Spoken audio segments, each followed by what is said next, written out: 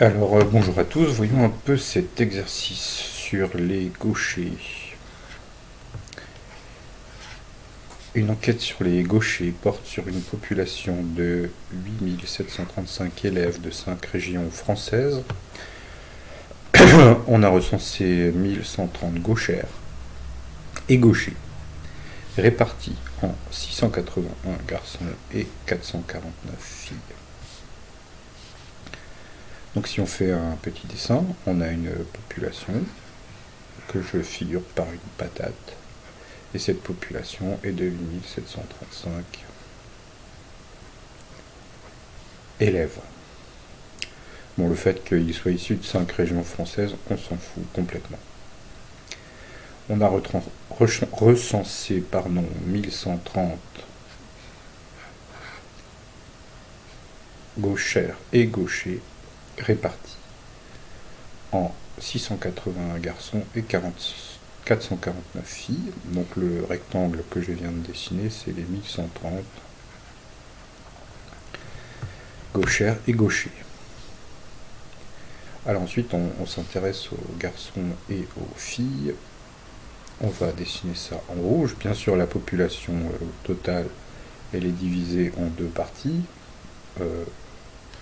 de taille à peu près équivalente normalement, mais ça on ne sait pas. Donc la partie gauche, ce sont les filles. Et donc ce que j'ai assuré en rouge, ce sont les filles. Je ne sais pas combien il y a de filles dans la population totale. Ça n'est pas dit dans l'énoncé, alors je vais appeler ça F. Et bien sûr les autres, ce sont les garçons. Je ne sais pas non plus combien il y en a. Par contre, dans le rectangle, c'est-à-dire parmi les gauchers, il y a 681 garçons, que je assure en noir, et 449 filles.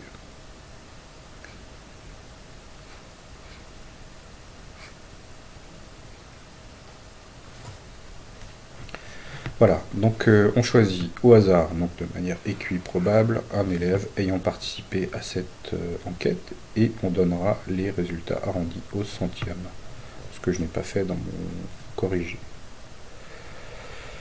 Alors, quelle est la probabilité que l'élève soit gaucher? On a choisi au hasard un élève. Alors, il faut prendre l'ensemble des élèves gauchers, puisqu'on a un tirage équiprobable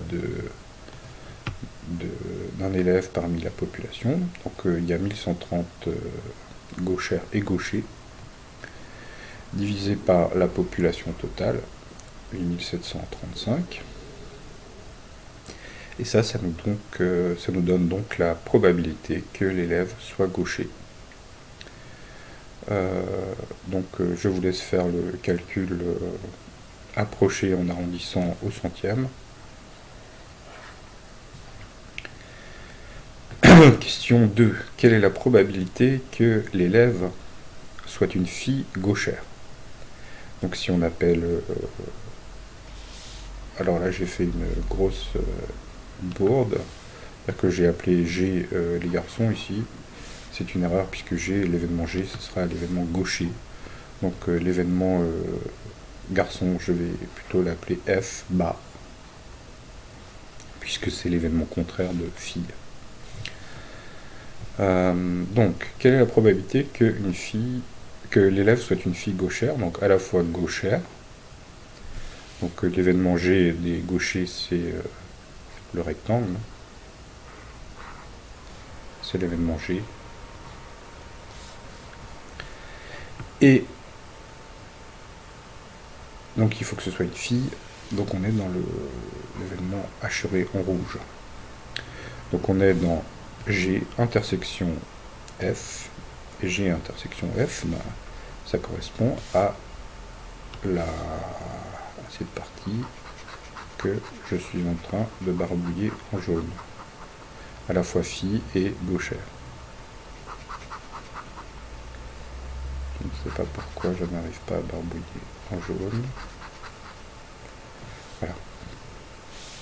Donc, mais il y a de personnes dans cette intersection. Eh bien, on a recensé parmi les 1130 gauchères et gauchers 449 filles. Donc cette partie assurée en jaune, elle a 449 issues. Et donc la probabilité de G intersection F, c'est 449 sur 8735. Là encore, je vous laisse faire le calcul pour avoir une valeur approchée au centième. Finalement, quelle est la probabilité que l'élève soit une fille, sachant que c'est un élève gaucher? Donc là, on a une probabilité conditionnelle. Probabilité d'avoir une fille, sachant que c'est un élève gaucher. Donc là, on applique la formule du cours.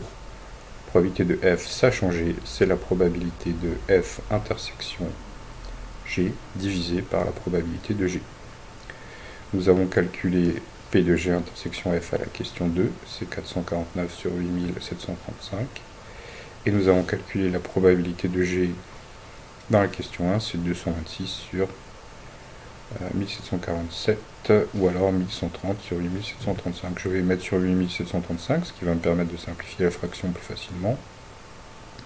Ça nous donne 449 sur 1130. Je vous laisse calculer la valeur approchée. Alors on aurait pu calculer cette probabilité directement, sans faire les questions 1 et 2.